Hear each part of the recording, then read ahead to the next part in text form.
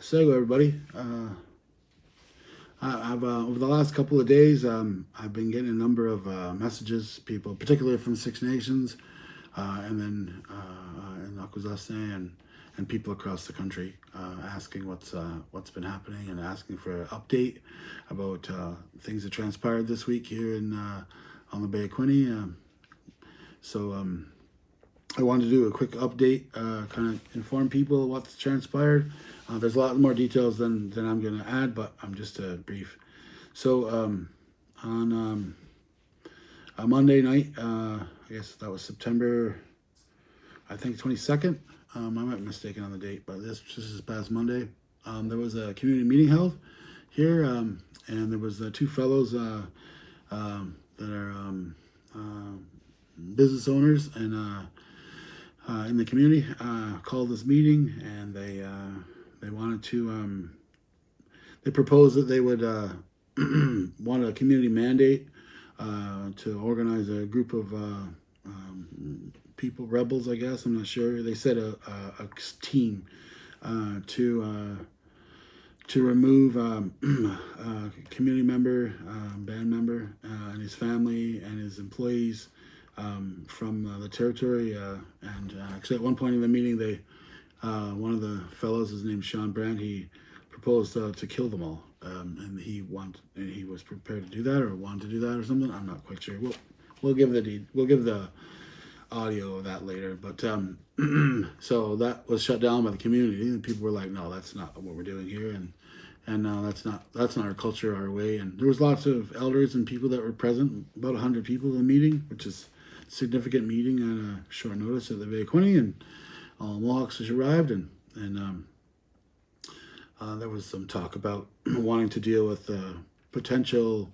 Well, there was a number of accusations of organized crime being here in the community, as indicated or thought of as like outsiders coming to like take advantage of indigenous people, Ongahuma people, and basically rent their land and then damage it and do what they want and make money from it, selling, growing cannabis, and then take advantage of the people that live here, the landowners. Anyway, so that was sort of like the discussion and talking around like what do we do to address that, and is that actually happening, and all sorts of things. And so people were like, no, that's not what we're going to do. And there was talk about a residency bylaw, because we don't have one here in Tyendinaga, to address the fact of so many people are living in our community that we don't even know and that aren't band members and those sort of things. And so I wanted to address some of those issues, and people are feeling uncomfortable about that. And so there was some talk around those sort of things. And so that happened. And then the following morning, unexpected by majority of people in the community, the Tyendinaga Police Services, accompanied by the OPP. I think they said it was the OPP Organized Crime Unit. I think that's what they call themselves. And well, that was what they at 5 o'clock in the morning on the Tuesday, they put a statement out that they were going to be doing some raids, and that the OPP would be assisting the Tyendinaga Police Service in that process. And so they smashed down the gates of community members' residence and where he had a cannabis farm, and they went in and they raided, and they were there for 2 days. And they arrested the band member, the fellow. His name was Ian Weed, and then his wife, who's not a band member but lives with him there. And then I think it was the only people that they arrested at that farm. And then they proceeded to bulldoze all of the cannabis plants and scrape them off the land and put them in big trucks and haul it all away. And it was a significant commercial operation. There was, quite a bit of farming going on, and so anyway, so that happened, and there was a second farm that was nearby that one. Another fellow who operated that farm, and he He was arrested as well. He went to the farm and said, "What are you doing on my land?" or whatever. I'm not actually sure what the words were, but apparently there was there was a warrant for the property, but not naming anybody, and they arrested him, and he had some employees there working, and they were all like seasonal workers, and I'm not sure if they were migrant workers or not, but they certainly were seasonal, come to stay for work for the summer and then leave, and so they were there, and I believe they may have been arrested. I think that's what the police had said, that they arrested them. They weren't not community members, but they were just seasonal workers. Anyways, and then those raids lasted 2 days. The police brought in heavy equipment and backhoes and excavators and bulldozers and such, and they continuously hauled. I think it was like for 24 hours or 48 hours. They took material and took equipment and like property from the first farm, and then the second farm, and then on the second morning, which was Wednesday, the Tyendinaga Police Services, which are OPP. They have all their, when you call in, it goes directly to OPP call service and communications hub, OPP, and as well as all their emails. They have are all OPP. Like say it might. I'm not exactly sure then the first parts, but it's all at opp.ca or whatever. So it seems that's what they are. So anyways, the other police services that were recognized or seen, there were officers that were driving gray cars, and they had gray uniforms on, and that said police on them. I didn't see, and any of the people I asked, they said they didn't see any other insignias to indicate what branch of what police service they come from, and they were driving all a certain kind of car, and they were driving all over the community, and they were pulling people over and asking them what they were doing on the road. And there was my cousin was driving on the road, and he got stopped by by some individual wearing this clothing. Actually, he said that clothing was a green military. There was militarized police here as well, and what I was told by one of the people that the first family that they kicked the door in and came in, and they rammed the gates of their home and busted the gates open, and that she said that they were the ones with the green uniforms, were the ones that actually conducted the raids, and the First Nations police were at the roads. They didn't actually enter in and do that part. That's what she said, and she said they were rough with her, and anyways, so that police force, they said it had an insignia on the shoulder, I believe, that was I'm trying to remember, it might be ETR, I forget. Anyways, it's another policing agency, and we believe it may have been RCMP, and some other people call them CERC. I'm not quite sure. We're still investigating what happened, what police services are actually involved, because Thursday there were no additional raids, so they raided the Eaton Weed farm on Ridge Road, and then they raided an adjacent farm on I think they call it Hickory Lane. That was another fellow's, Brian Brant's, and then they raided the third farm the following morning, and on that farm was a lady named Jessie. She's a Mohawk woman. Jessie Corby is her name now. She used to be Jessie Hill, and they raided her her farm, and I believe they were there for 2 days as well. And I believe that they started a fourth raid on that day, and that was at Clarence Road, which was a former rock quarry, and that had been converted to a farm, a cannabis farm. And I believe they were using at the quarry because there was an abundance of water filled in the quarry. So the farm had been operating for a number of years there at that location, and so the police have actually been at that location, I believe, since Tuesday, and they're still currently there. I guess it's not actually visible by the road, and that farm. The police have ran some sort of a GPS blocking system so that you can't fly a drone to see what's actually happening on the ground there. So it's unclear exactly what's transpiring. But if we look at the other farms and what they did there, they took all of the cannabis plants, and they took all of the equipment and any kind of farming equipment or any kind of irrigation or trailers and housing and all those sort of things. It was all taken, like related to the farm. And the first raids, one of the police officers indicated, a First Nations constable from the Tyendinaga Police Services said that everything was being taken. It was all related to proceeds of crime, and so there was people had seen that there was more equipment and other tobacco products and cigarettes and tobacco, some sort of processing machine. I think it may have been a packing line.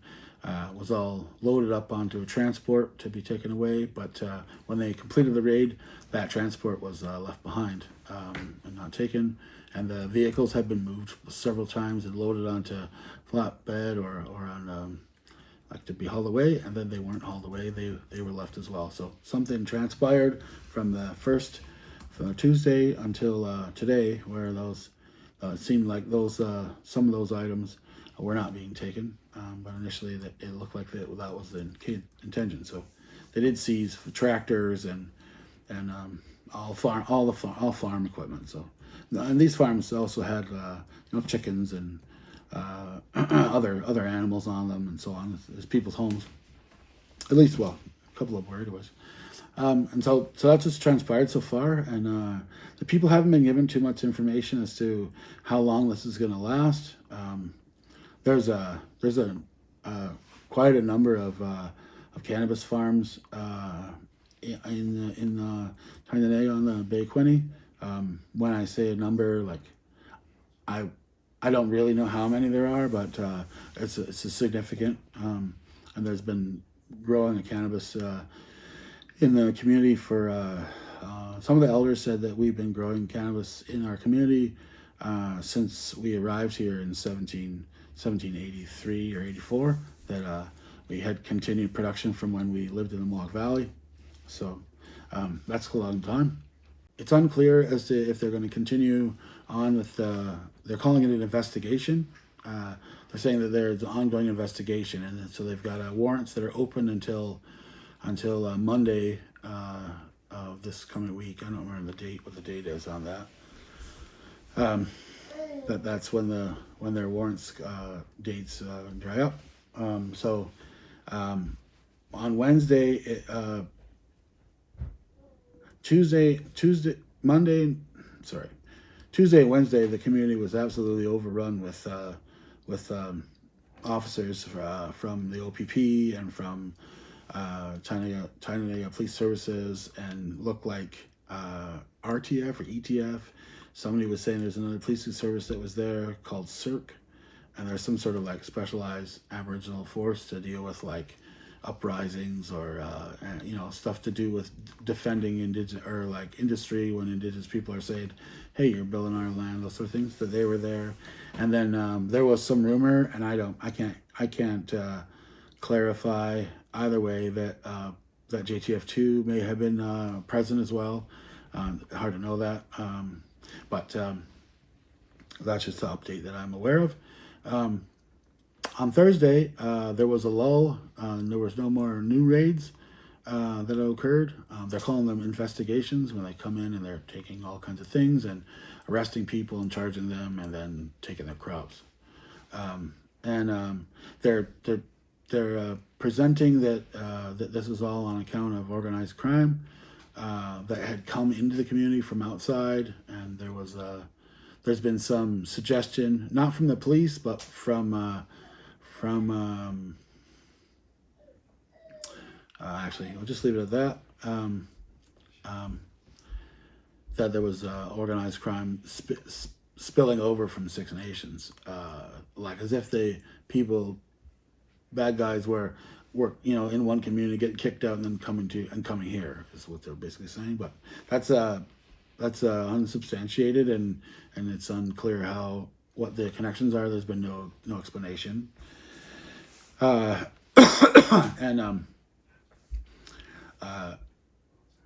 the other piece that's pretty important is that there's been a number of, on Thursday there was no further raids, and it seemed as though the OPP left the community. We've seen a few OPP cruisers traveling through, but not a build-up, and it's unclear as to whether they are still participating in these raids or not.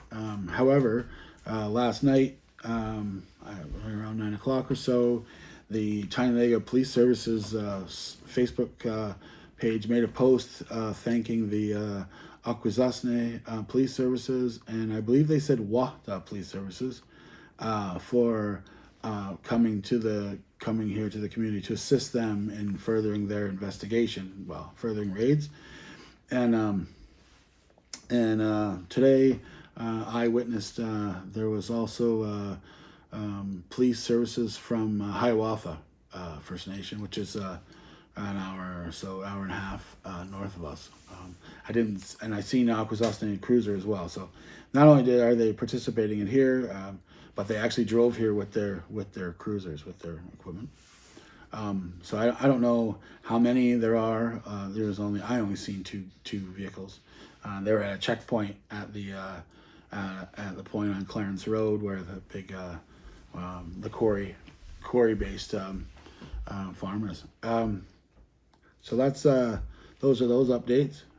So it's still pretty intense. There've been a lot of people making complaints about being pulled over and about feeling nervous and feeling unsure of who these people are that have been brought here by the Tyendinaga Police Service to execute this investigation while they bulldoze farms and take people away and early in the morning from their homes and so on. So that's been transpiring, and people have been peaceful so far. They've been nervous, I think, and this affects the whole community. What they're doing, and it sounds like there's been some discussion that intel I was given is that there's a Tyendinaga elected band councillor admitted or said that this process actually initiated on their account, on their directive. So that's interesting, but it's unclear. And then once the councillor had made those statements, he actually redacted them by deleting the text message that he said. So we'll see how much truth there is to that. I'm not sure.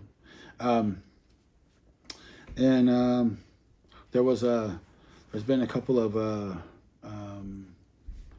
community people's meetings and to talk about what's happening and to keep people updated so they're aware of what was transpiring and try to reduce the amount of rumors spreading around. And so one of the things that came about from those meetings was that there was a desire to have a community, like a national Mohawk Nation meeting, an emergency meeting to bring everybody of the Mohawk Nation to the Bay Quinte to discuss what's happening here and to update it and hear it right directly from the people who've been charged or have been arrested, and also by the members of the community, the Longhouse community, and the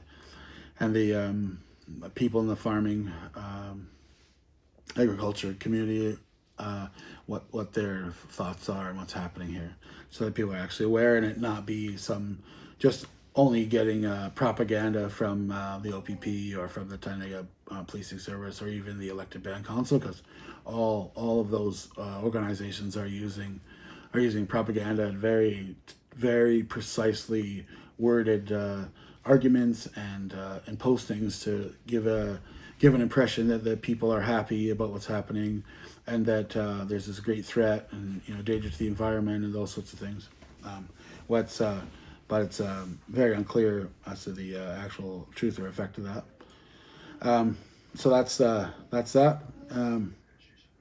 So that meeting will start on Sunday at 9 a.m. Sunday morning at the Tyendinaga, and in our community we call that the or the council house, similar to the council house at Six Nations. That's where it always was, and that was run by the official government. And then when the Indian Affairs was forced on us, then that became the Elected Band Council's control.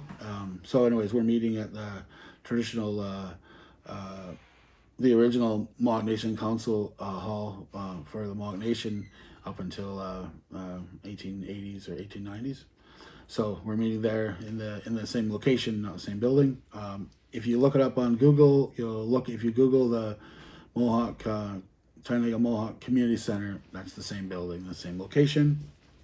It was where recently the Great Law gathering was held this summer, and so we're inviting. I'm inviting all the Mohawks from the Grand River, all of you, because we're brethren, and all the Mohawks at the Bay of Quinte who are real Mohawks. I'm invited just to come and to meet, and so we can discuss what's happening with that issue. And there's a secondary issue that is going to be raised about a recent public statement that the Haudenosaunee Confederacy Chiefs Council at Six Nations posted regarding the production and growth of cannabis in our territories, and we'd like to have a discussion about that because it's unclear as to certainly the Mohawks at the Bay of Quinte here. We were unaware of any discussions or meetings that transpired, and there was no. We do not believe that there was anyone, certainly the clan's input onto those discussions and those meetings.